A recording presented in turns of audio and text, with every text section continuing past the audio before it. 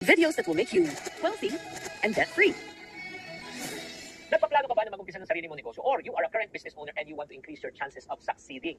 Kung gusto niyo malaman kung ano po ang 7 future trends itong taon na ito, you got to watch this video. Hi there, this is Chikitan, your pambansang wealth coach. Maraming salamat sa pag-support sa channel na ito. As the world continues to change and evolve, alam mo, the one thing that I realize, the only thing that is permanent in this world is what? Change. Whether you're just starting as an entrepreneur or meron ka ng negosyo, pag ikaw hindi ka nagbago at di ka sumabay sa trend, pag-iiwanan ka at baka pwede magsara ang negosyo mo. Kaya huwag na tayo patumpik-tumpik. Game na ba kayo na maunawaan? Ano ba ang 7 future trends na kailangan nating tignan? So, number 1. Trend is, whether you like it or not, is what we call as increased global competition. Nagbabago na po ang buong mundo. Yung global population po, syempre, dumadami na rin po ang tao. And then, ang kailangan po natin intindihin at unawain, ang kalaban po natin, hindi lang po ang ating taong nakapaligid dito sa Pilipinas, even abroad. O, abroad. Like for example, ito lang, pag bumibili ka sa Shopee at Lazada, napapansin nyo, minsan pag umorder ka, sinasabi shipping from overseas. Ibig sabihin po niyan, ang mga binibili nating produkto dito sa Pilipinas ay hindi na po galing dito sa Pilipinas, kundi siniship pa yan from abroad para ibenta po sa atin dito. Kaya nga, it's very important, no? You are not just competing locally, but you are competing globally right now. Kaya nga, para kayo ay magwagi lahat ng mga SMEs, dapat isipin mo ang kalaban ko hindi ng local, pati global. So I want to challenge you to think global. Ano ibig sabihin niya? To think globally but also to compete locally. So ask yourself, how can you produce globally accepted products pero local pa rin ang approach at strategy mo? Number 1 trend. Number 2, there will be an increase of using technology. Hindi mo na talaga mapipigilan ang globalization at internet, yung paggamit po ng internet. Alam niyo, technology is transforming the way we operate in business. Alam mo, dati, naalala ko tuloy, nung nag-umpisa kami magbenta online, minamanual pa namin po lahat ang mga dinideliver. Name, address, pinifill up namin, tapos sinalagay namin sa parang pouch. Pero ngayon, automated na. Piniprint na lang sa waybill, binabarin na lang. Gano'n. Alam mo, manual takes longer time and then pag manual, prone to human error kasi sinusulat. Automation is faster plus less mistakes kasi nga wala ng human intervention. Kaya nga, ang tanungin po natin sa sarili sa pagnenegosyo, makinig kayo ha, how can you make technology, make your operation easier and faster? How can you automate or systemize the things that you are currently doing? That is the second trend. Third trend is the increased focus on innovation. Whether we like it or not, the only thing that is again permanent in this world is change. It's either you innovate or you evaporate. You do not change, you become extinct. Eh kung ikaw po ay nasa offline, ang kalaban mo ay nasa online na. Diba? Kaya nga ito lang ha, pag nasa offline ka, titignan nyo, high startup cost. Tapos kailangan mo ng space. Tapos nagsasara tindahan mo. Sa online, no space, zero cost, unlimited po ang pwede mong bentahan, di lang sa area mo, kundi nationwide, even worldwide, open ang shop mo ng 24/7. Kung gusto mo talagang lumakas ang benta mo this year, go online. Pag wala kayo sa online, maniwala kayo, mawawala negosyo nyo kasi yung competition na nandun. Number 4 trend that you should look out also this year is increased use of data analytics. Paano ka ba gumagawa ng decision based on your marketing and strategy? Sa palagay ko, feeling ko, ito yung feedback ng isang customer. No. You should base your decision-making process on data. It should not be based on thinking and feeling. Actual numbers versus estimated numbers. Ilan ba yung nagbibisit? Ilan ba talagang bumibili? Ilan ba yung mga hindi na bumabalik? Kailangan alam mo yun when you want to make decisions based on numbers and data, and you will be able to sell more if you know what you should eliminate and what you should retain and focus. Does it make sense? Lalo sa mga tao na nagnegosyo, alam mo kung ano ibig ko sabihin. Katulad sa mga books na binibenta ko, I have 15 titles, pero alam ko kung ano bumibenta. Kaya last year, nung papasok kami ng 2022 to 2023, tinanggal na po namin yung mga books na hindi masyadong nagbebenta at nakafocus lang kami kung ano yung bumibenta based on data and analytics. Okay, before we continue, syempre batiin muna natin ang ating mga friendship, si Han Usop, syempre Melissa Pilos at Glenda for the nagpapa-shoutout sila. Let's go to the 5th trend, the growing importance of digital marketing. Ay, naku mga friendship. Alam mo, ang pagbenta na sa social media ay talagang natural na yun. Ang tao po, mas madalas na tumitingin na po sa internet. Diba, bago tayo bumili ng produkto, anong behavior po natin? Ang behavior po natin, IGMV. Anong IGMV? Google mo, baby. So kung kayo po ay malakas sa online, malakas ang chance nyo to be successful. Pag kayo ay naku, wala pa kayo digital marketing. Oo, wala kayong Facebook, wala kayong TikTok, wala kayong YouTube, ay naku, mahirapan po kayo. So importante po, go where the market is. If you are not there, you know what will happen? Your competitors are there. Yes, kanino sila bibili? Sa'yo o sa kanila? Siyempre sa kanila. Ito lang ang challenge ko po sa mga SMEs at mga nagnegosyo na create and boost your online presence. And if you need help on this, mga friendship, huwag kayong mag-atubili. Drop me a PM. PM mo na lang ako. I-message nyo ako kung kailangan nyo ng tulong magpalaki ng inyong social media. Tutulungan ko po kayo. Let's go to number 6 is greater focus on personal branding. Ano ibig sabihin? Masyado na pong maraming competition. Maraming nagbebenta online. Ang question is, how can you stand out? How can you be noticed? Kaya ganun din sa amin. Di ba? Marami naman nagtuturo sa finance. Kagalingan na lang po. Pero what makes me so unique aside from me being cute? Because the way when I communicate, I can take something that's very complicated and make it very simple for you to understand. Kaya nga, importante na pagpakilala kayo.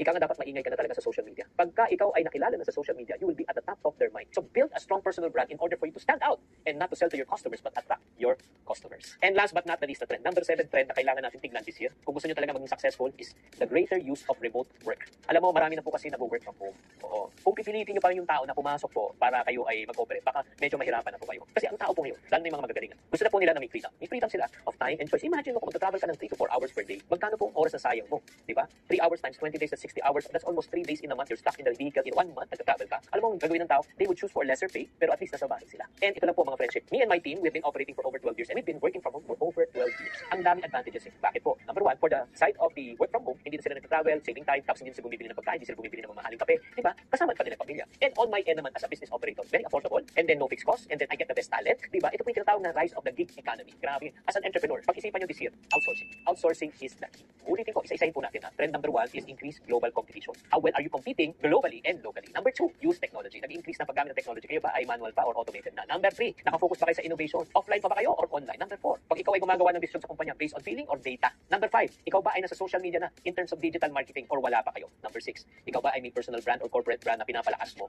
And number 7, are you already using the power of remote work or tinatawag nating work from home setup para makatulong ka sa empleyado mo at mapababa mo ang iyong expenses or operational expense? Now, the decision is in your hands. Sasabay ka ba?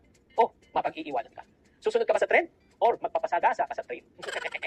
Willing ka ba mag-evolve at mag-move out ng comfort zone mo? And if you're saying, Chinky, yes, I'm willing to go out of my comfort zone already, I'm willing to adapt to change, kailangan ko na talaga maging online, but I don't know where to start.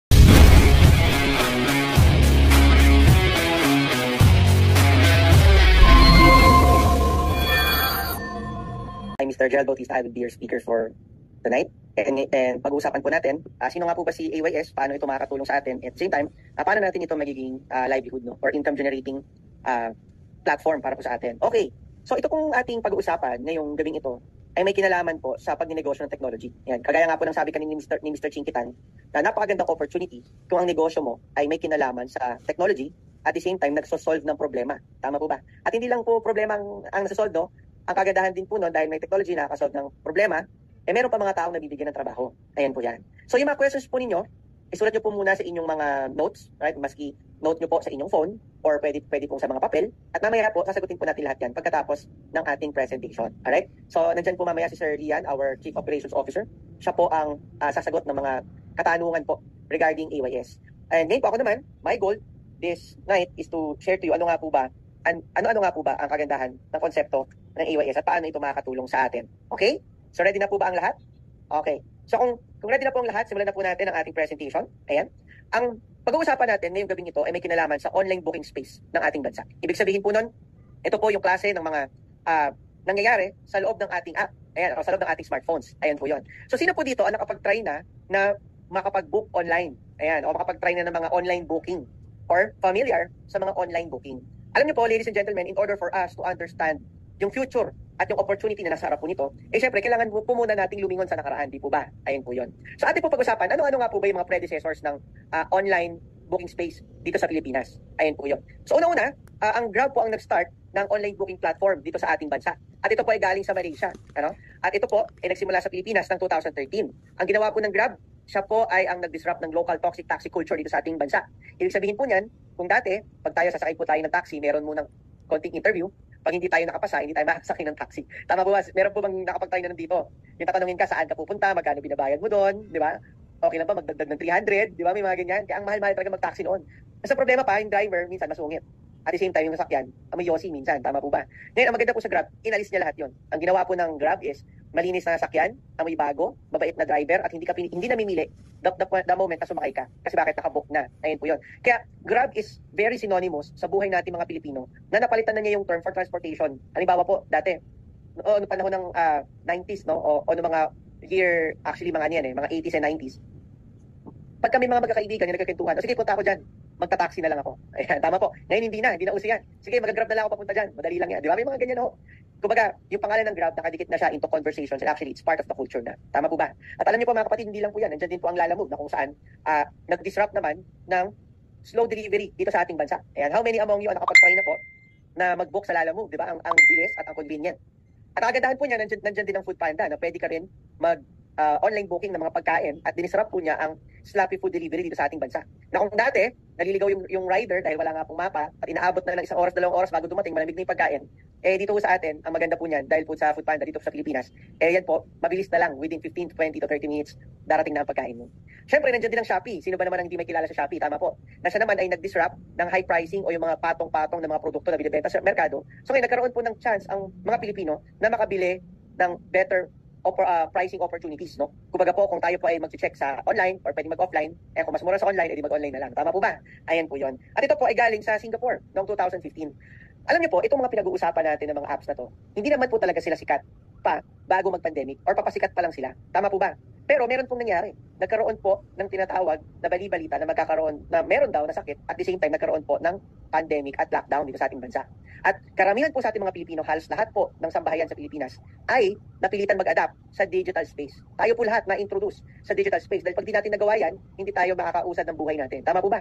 Kaya dahil lahat nag-smartphone na, dahil doon po nag-aaral ang mga bata, tama? Doon din tayo mo-order ng pagkain, doon tayo nag-online shopping habang sa bahay, at doon din tayo nanonood ng mga paborito natin mga palabas, at doon tayo nag-aaliw-aliw gamit ang social media. Lahat po tayo natuto ng gumamit ng smartphone. Actually ka po kahit po yung mga senior citizen, nag-i-smartphone na din. Tama po ba dati? Hindi. Pero ngayon napilitan silang lahat. Ngayon, ang kagandahan po niyan, sumikat din syempre yung mga pwede mong i-connect sa smartphone, which is ito po mga apps na ginagamit po natin.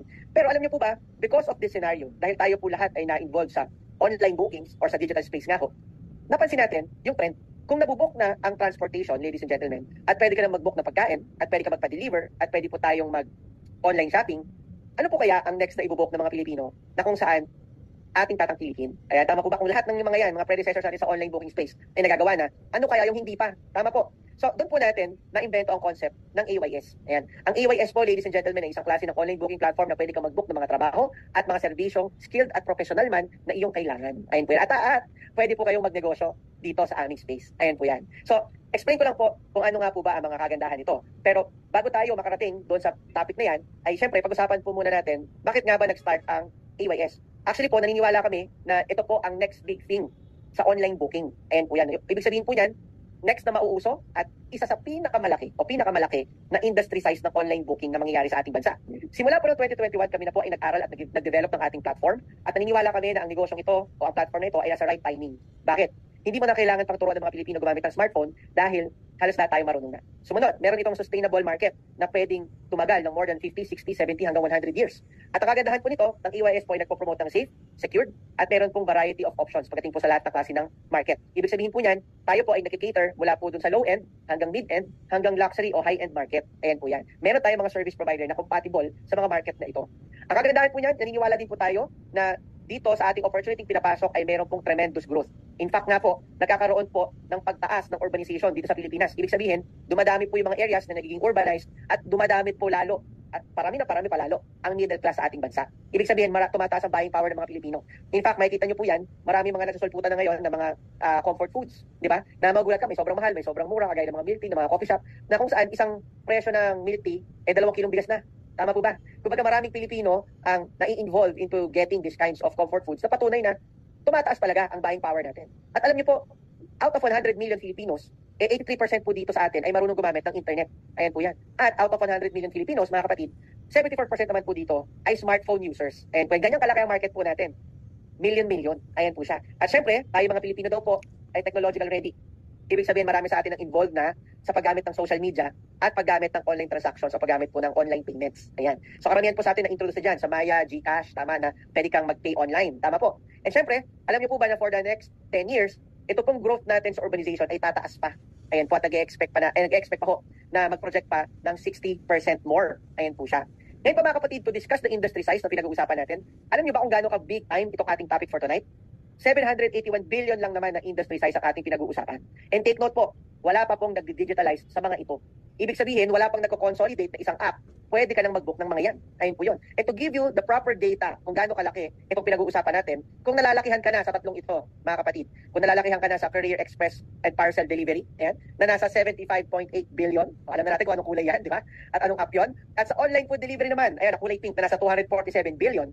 At sa ride-hailing naman, ang kulay green with food delivery and actually, ito, at lahat ng klase ng ride-hailing meron na sila ngayon, 262.7 billion at makikita natin ang ganda na nitutulong nito at laki ng industriya nila, mga kaibigan. Ito po pinag-uusapan natin ngayon, gabing ito, ay ganito kalaki. Ayan.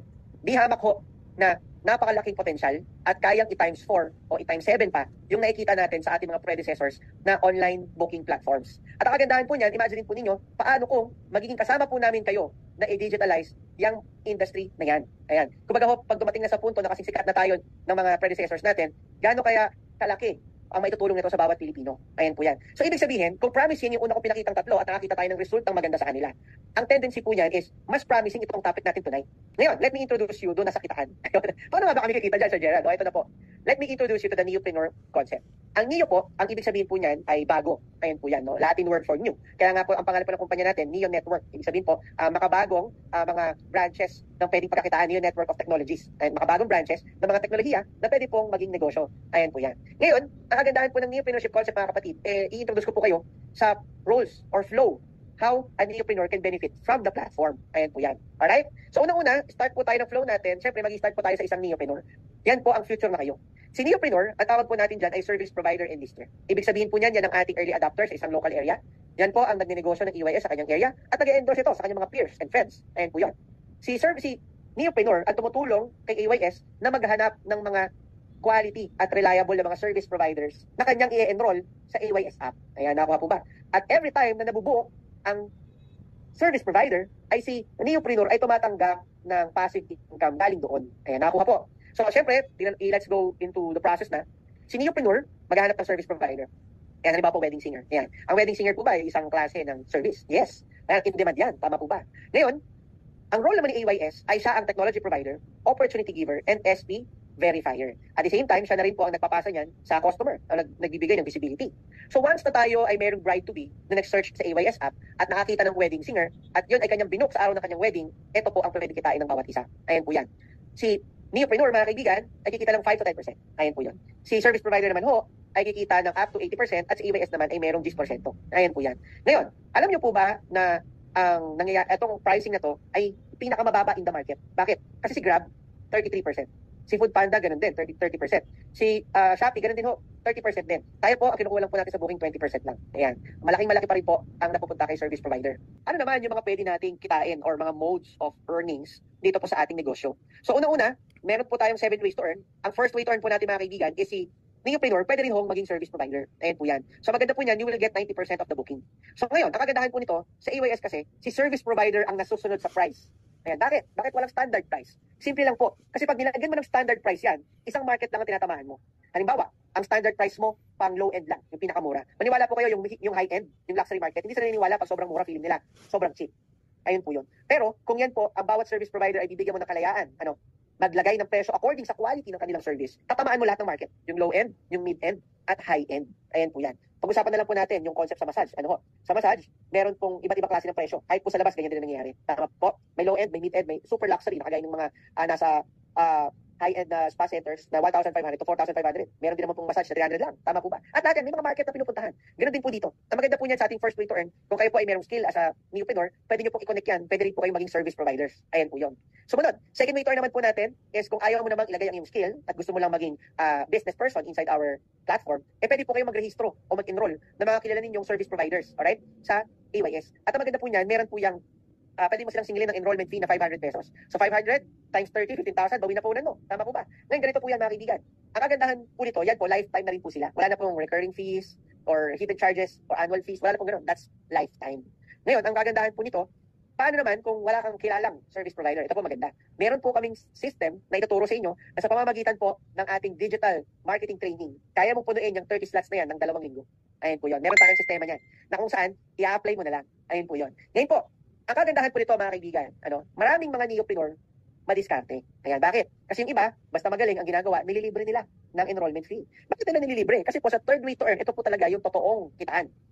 Sa totoong kitaan po nito, ang kagandahan po niyan, mga kaibigan, is, sabi dito, you will earn 5% for every service provider booking na nangyayari sa inyong platform o sa mga naipasok mong service provider, kada booking nila, meron kang 5%. Ayan, karo po yun, Ngayon, mga kaibigan, ang kagandahan po nito, once naging neopreneur ka, dito ho, meron tayong training. Ulitin ko ho, merong training. Ang kagandahan po nun, mga kapatid, tuturuan ka namin magkaroon ng digital presence na kaya mong punuin yung 30 service provider slots na yan in 2 weeks. May kakilala ka man o wala kang kakilalang service provider. And in fact, yung mga neopreneur po na nag-send sa inyo ng link na to can attest to it, na kami po ay nagpapatraining talaga at nagtuturo kami ng mga tamang technologies and strategies to fulfill that 30 slots in 2 weeks. Ayun po yun. So kahit wala kang kilala, hindi importante. Gawin mo yung system, magkakaroon ka ng service provider. Ayun po yun. Ngayon, nakagandahan po niyan, paano kung may kakilala ka pa? Tama ho. Ngayon, imagine, sabihin na lang po natin, meron kang na-register na teacher. Meron po ba kayong kilalang teacher? Ayan. Ngayon, yung teacher po na yan, syempre, hindi naman ganun kalaki ang kinikita niya sa kanyang regular job. Gusto rin niyang mag-participate sa gig economy. Tama po ba? At syempre, itap din yung 3 growing megatrends. Tama ho. Ngayon, ganito po yan, mga kaibigan. Ang kagandahan po ng konsepto natin na to. Siyempre, ikaw mag-marketing para sa kanya. Tama, siya naman magpo-provide ng service. Ang kagandahan yan, pag yan-analisa sa app, every time na yan po ay nagbo-book o binubook rather, meron po kayong 5% sa lahat ng booking ni teacher. Ngayon po, eto po yan. Imagine mo na lang kung marami kang teacher na nilagay. Nakalima ka. Ayan.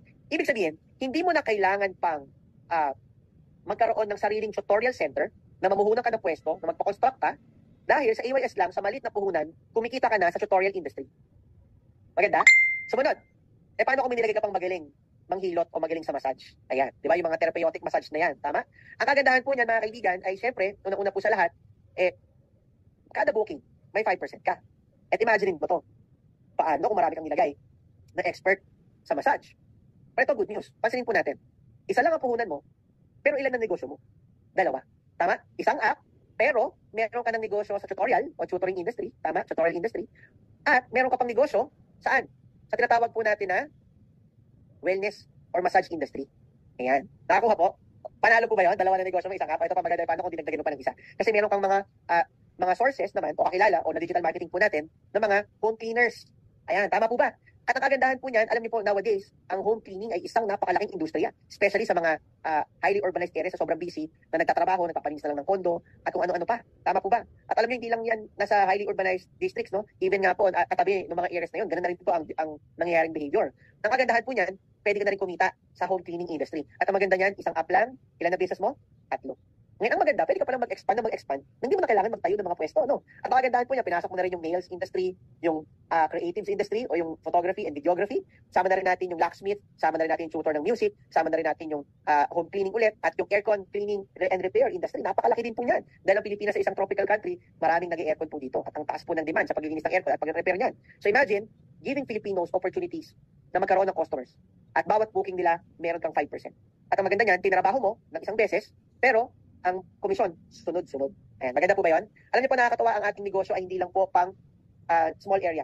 Ito po ay non-territorial. Ibig sabihin, pwede po ito sa buong Pilipinas. Andito ka ngayon, sa Quezon City, pero meron kang gustong ilagay na service provider na tour guide sa Palawan. Pwede ba yun? Ay, pwede.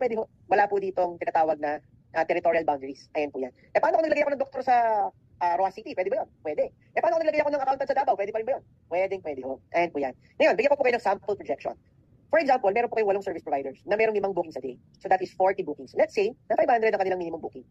Sa 500, that is 20,000 a day. Kunin mo ang 5%, yan ay 1,000 pesos. 1,000 pesos na nangyari ng isang araw, puhunan mo 14,888, panalo na. O ito, kunin mo araw-araw, 30,000 per month. Take note 8 pa lang ang pinag-uusapan natin. Paano kung 30 yan? Tama? Ito, set the expectations right, mga kaibigan. Imagine mo, namahunan po kayo ng 14,888 sa ating business. Napakaliit na puhunan kung negosyo pag-uusapan. Tama po ba? Ang tanong po, may binayaran po ba kayo pwesto? Wala. Nagbayad po ba kayo ng mga empleyado o tao? Wala. Nagbayad po ba kayo ng kuryente? Wala. Tubig, nagbayad ka? Wala. Ibig sabihin po, ito ang business na walang operating expenses. Tama po ba? Kasi wala rin naman ginamit na business supplies. Tama po ba? Walang umiikot na inventaryo. Tama po. Ibig sabihin yan, lahat ng perang papasok sa'yo sa AYS, diretso po sa bulsa ninyo. Ngayon, ikumpara po natin yan sa isang traditional na negosyo. Halimbawa po, sari-sari store. Yan. Ang puhunan magkano? 50,000. Tama po ba? Ngayon, ikaw ay namuhunan ng 50,000, nag-operate ka sa sari-sari store, syempre, kailangan mo na ng location. Tanong, magbabayad ka ba ng renta? Oo. Tama? Sumunod, magbabayad ka ba ng tindera? Yes. Magbabayad ka ba ng kuryente? Magbabayad ka ba ng tubig? Tama. Syempre, may mga permit at kung ano-ano. Tama po ba? Pero ito po, malupit. Hindi naman lahat na napupunta sa pera ng sari-sari store ay kinita na agad ng may-ari. Tama po ba? Kasi minsan, yung tindera mo, pag dumarating yung boyfriend niya, ano pa nangyari? Inaabot yung mga chichirya. O ito, magpiatos ka muna. O ito, mag-soft drinks ka muna. Paano ko nalaman? Nung bata ko nakikita ko yan. Ngayon, ito po yan. Hindi lahat ng kinikita ng sari-sari store, dumidiretso sa bulsa ng may-ari dahil merong mga gastusin. At may mga gastusin na hindi rin naasahan. Di ba? Kagaya ka ng libre tindera mo. Tama po. So, kumbaga, kung ikukumpara mo ang puhunan ng sari-sari store na 50,000 at puhunan ng AYS, may di hamak na mas panalo itong pinag-uusapan natin. Tama po ba? Ngayon, ang kagandahan po nito, mga kaibigan, sino gusto ng good news? Ayan, i-comment mo naman sa comment section kung gusto mo ng good news. At kung isa ka sa unang 5 na magiging neopreneurs natin tonight, tayo po ay namimigay ng special promo. Ano po yun? For the first 5 na magiging neopreneurs natin tonight, yung 5% mo, gagawin kong 10% lifetime. Ayan. And these are for the first movers, no? First mover advantage po ang tawag natin dito, na ginagawa po natin 10%. So imagine kung 10% yan, mga kaibigan, 8 service provider, kunin mo 5 booking, then po ay magiging 20K a day, kunin mo 10%, that is 2,000 pesos. At magiging 60,000 pesos na potential income mo kung 8 pa ang yung service providers. Paano kung 30 na yan? Ngayon, ito po maganda, mga kaibigan, mga kapatid na nanonood ngayon, no? 60,000, makabayad ka na ba ng utang mo sa credit card? Oo naman. Yung balance mo ba sa tuition fee ng anak mo, kaya mo na bang bayaran ng cash? Oo naman. Ito pa, yung matagal ng hinanaing ng pamilya nyo sa probinsya na bubong na hindi natin mapalit-palitan kasi kailangan palitan buong bubong, di ba? Kaya mo na bang palitan? Oo naman. Tama po ba? Ngayon, ito pa, ang kagandahan po nito, yung inuhulugan mo bang sasakyan na minsan nagkukulang ka pa ng paghulog. Magkukulang pa ba? Hindi na. Bakit? May AYS na kasi. Tama po ba? At ang maganda po niyan, ito po pinaka masarap sa pinapasok po nating industry. Kumikita ka na, nakakapagbigay ka pa ng trabaho sa mga Pilipino. Kumita ka, may kumita ding iba. May pamilya na nagkakaroon ng dagdag savings, may pamilya na nakakapag-aral ng anak, may pamilya na natutulungan ng pangtustos nila dahil sa'yo, dahil naging newpreneur ka. Maganda po ba yun? Maganda? Alam niyo pa mga kaibigan, hindi lang po yan. To spice everything, ang next way to earn po natin is, ito po, nakapromo din ito, di ba? At right now, if you appreciate this opportunity, right now po, ang fourth way to earn po natin ay naka-unlimited na AYS user registration. Ano ibig sabihin nun? Hindi ka lang sa service provider kumikita ng 5%. Pati din sa mga napadownload mo bilang isang newpreneur. Ano ibig sabihin nun? Pag-downloading mo ng AYS ang iyong mga kapatid, kaibigan, kakilala, katrabaho, yung mga kakay po ninyo, kaibigan, kapatid, katrabaho, kakilala, kakabatian, yan, kasimbahan, isama mo na rin. Kahit po yung mga kaaway, mga kapatid, ayan, isama na rin po natin yan. Every time na nagbubuk sila sa AYS ng mga serbisyo, 5% po na binubuk nila sa buong buhay nila, income po ninyo. Ayan, maganda po ba yan? Ayan, ibig sabihin, hindi lang po tayo kumikita sa services, tatalin po sa customers. Ganyan kaganda ang newpreneurship opportunity. Ngayon, kung ito po kakaririn po ninyo, imagine mo ilan ang friends mo sa Facebook. Meron po ba dito ang friends po ninyo sa Facebook, dalawa lang? Mami at daddy pa. Ayan, gano'n naman gano'n. Tama po ba? Yung iba po sa inyo, siguro meron 500. Yung iba may 1,000. Yung iba sa inyo, grabe, may 3,000. Tama po ba? Imagine getting only 25% ng mga yan. Imagine po natin ano mangyayari. At paano kung karir-karirin mo? Imagine, you'll get 50 users equals to 50 bookings per day, no? In one day. With a minimum booking fee of 1,000 pesos. That is 50,000 total bookings. Kunin mo 5%, meron kang 2,500. Tama ho. O ito, pwede na po ba sa atin, nagpa-download lang tayo ng AYS sa lahat ng mga kaibigan kakilala natin, meron na tayo 75,000. O paano po mangyayari yan? Simple lang. Malala nyo po yung dashboard ninyo, yung online website. O doon po, pwede nyo makuha yung inyong registration link or registration QR code. Nagamit po ang link na yan at QR code na yan, mga kaibigan, ipapasa nyo lang po yan sa inyong mga tropa o inyong mga kakay, yung mga kaibigan, kakilala, katrabaho, kasimbahan, kabatian. Ayan. At ano-ano pang kaaway, isama na rin po. Ang kagandahan po ng mga kaibigan ay una-una po sa lahat, pag na-download po nila yan gamit ang link ninyo at QR code ninyo, nakalink na po ang kanilang apps account ninyo forever. At ang good news po doon, lahat ng transactions nila sa ating platform ay meron kang rebate na 5%. At ang maganda doon, kita mo, gamit po yung dashboard. Halimbawa po, nagpamasahe siya 2 weeks ago. Kita mo yon sa iyong dashboard. So pwede mo siyang tawagan, oy friend, nakita ko 2 weeks ago, nag-book ka ng massage. Syempre, alam mo, ang massage, dapat yan. Every 2 weeks, at least meron ka. Baka masakit na likod mo sa stress mo o baka na-stress ka sa work mo. Meron akong service provider na pwede ibigay sa'yo. Ayan po yun. So, ang kagandahan nun, pwede kang mag-resell ng bookings, no? At ang kagandahan nun, paano kung user na nag-book, ang binook niya, service provider mo? Ayan. O, di ba? E di, magkano nakita mo, 10% na. Paano kung first mover ka pa, may additional ka pa 5%? Napakaganda po talaga ng ating opportunity. Ngayon, pagdating naman po sa tinatawag na social networking, ganun din ho. Nagko-connect din mo tayo at nag-invite din mo tayo. Ini-invite natin yung mga kaibigan natin ng high school para maging friend, tama? At pag nakita ka ng mutual friend through that connection, ina-add mo na din. Sila, ganun din, vice versa. At usually, yan po, nakikita natin sa Facebook, Instagram, TikTok, at YouTube. Ayan, sa YouTube, nagpapa-subscribe ka. Di ba? Nag-i-invite ka na, subscribe naman ako. Follow for more. Ayan, so, nag-i-imbita ka. Tama po ba? So, ibig sabihin, sa social networking, nag-i-invite ka, nagko-connect ka ng tao. Sa networking naman namin sa information technology, ganun din. Nag-i-invite ka ng software, pinag-connect mo sila. Di ba? Ngayon, pagdating naman po sa events, alam niyo po ba may ganun din? Ayan po yun. Yung events, networking. Alam pong ibig sabihin nun? Meron kang product. Gusto mo makilala ka o supplier ka. Syempre, pupunta ka ng expo. Ayan. Tama po ba? Ayun yun. Ngayon, networking pa din yun. Sumunod. Ito, yung network marketing, o baka dito kayo pamilyar. Yung mga nagbebenta ng lotion, nagbebenta ng supplement, nagbebenta ng sabon, nagbebenta ng gluta, nagbebenta ng kape. Ayan, pamilyar po ba kayo dyan? Yan naman, nag-invite ka ng mga tao para magbenta ng mga produkto na yan. Ngayon, sa EYS po, ito naman po tayo. Ito yung flow natin. Service, si Newpreneur, nag-invite ng service provider, na ini-enroll natin sa marketplace, na kinoconnect po natin sa EYS, na kinoconnect po natin sa mga nag-download at magda-download pa. Yan po ang flow ng networking natin. So, tawag po natin dyan, AYS, Media Network Networking. Ayun po yan. Na kung saan, papansin mo, connect. Ngayon, ano yung hindi maganda na iniiwasan natin o yung Ponzi scheme na tinatawag? Hindi ibig sabihin na networking, Ponzi scheme na. Kasi bakit? Itong sa IT ba? Ponzi ba yan? Ito bang social networking? Ponzi ba to? Ito bang events na to? Ponzi ba yan? Ito, paano mo nasabing Ponzi to? May mga produkto to. Ang Ponzi scheme, ito po yun, explain ko, no? Ang pyramiding o Ponzi scheme na sinasabi po nila, ay nag-form po yan ng pa-pyramid. Kaya nga po pyramiding, no? Ang problema dyan, wala po yung produkto. Walang serbisyo. Walang opisina. Walang legal na papeles. Ang promise nila dyan, kikita ka nung wala kang gagawin. Ibig sabihin, invest ka dito, kikita yung pera mo ng 30% weekly, tapos hayaan mo lang doon. Wala ka nang gagawin talaga. Ganun yan sila. At ang problema natin dyan, ayaw natin yan. Dahil maraming inaargabyadong tao yan. Tama ho. Ngayon, ang maganda, dito po sa EYS, sobrang layo po natin. Hindi po milya-milya. Universe po ang layo natin sa konseptong ito. Ganito po yan. Ang aking serbisyo, merong produkto at merong serbisyo. In fact, meron nga po tayo mga nagbibigay ng trabaho. So, anong illegal doon? Tama po ba? Anong ka-ponzi-ponzi doon? Tama po. Sumunod, meron tayong legal papers. At meron tayong opisina. Ayan. At the same time, kung kami illegal, hindi mo kami makikita sa Play Store. Hindi mo kami makikita sa Apple Store. Dahil ang hirap makapasa na magkaroon ka ng sarili mong legitimate doon na upload ng app o ng software. Dahil po yan, pag nag-update, ano po, kumbaga minsan may mga exam pa. Ayan yan. So pagdating sa data privacy, kasama na rin po lahat yan. Ano ho? Siyempre, ang maganda po sa atin, ang maganda, ito po, effort-based business. Malala mo kanina, Lahat ng pinakita ko na way to earn, lahat yung may effort. Pero ang pinagkaiba lang natin sa ibang industry, pag ikaw nagbenta ng sasakyan, nag-effort ka. Pero after nun, kailangan magbenta ulit ng sasakyan. Tama po ba? Pag ikaw nagbenta ng kondo o nagbenta ng bahay, mag-effort ka. Pero after nun, kailangan magbenta ulit para kumita ka. Tama po ba? Ngayon, ikaw nagbebenta ka ng nasa industry ka ng retail, ganun din. Nagbebenta ka ng mug, nagbebenta ka ng phone, nagbebenta ka ng electric fan o nagbebenta ka ng gym equipment. Kailangan mo ulit makabenta para kumita ka. Tama po ba? Ganun din. Kung nasa food industry ka, kailangan may bumili sa'yo ng pagkain para kumita ka ulit. Tama po ba? Ganito maganda po sa mga entrepreneurship concept po natin. Dito may effort din. Isang beses, magre-refer ka, magsusourcing ka ng service provider. Pero ito maganda. Isang beses mo tinitrabaho, pero okay lang ba? Tuloy-tuloy naman ang income. Okay lang. Isang beses mo tinitrabaho, isang beses ka nag-sourcing, pero every time na nabubook yan gamit ang ating marketplace, ang ating app, sunod-sunod naman ng 5% commission mo. Tama? Kumbaga isang effort, pero napapakinabangan mo ng tuloy-tuloy. Ayan po yan. Para ka nagpaparenta ng bahay, isang beses mo binili, pero dahil pinaparenta mo, buwan-buwan meron kang kita. Tama? At alam niyo po, yan ang aming way in order for us to do the business on a nationwide scale. We need allies like you na magkakaroon ng interest dito po sa ginagawa po natin na napakagandang platform. Ang success, it's a matter of choice. Pinipili. Hindi po kusang aksidenteng nangyayari. Sa buhay po natin, araw-araw may mga dumadang opportunities. May mga opportunity na tinatawanan lang natin. Mga opportunity na kinakalimutan lang natin. At may mga opportunity na ginagrab po natin. Ngayon ang AYS po kumakatok po sa harapan ninyo bilang isang opportunity. Ang tanong, anong gagawin mo?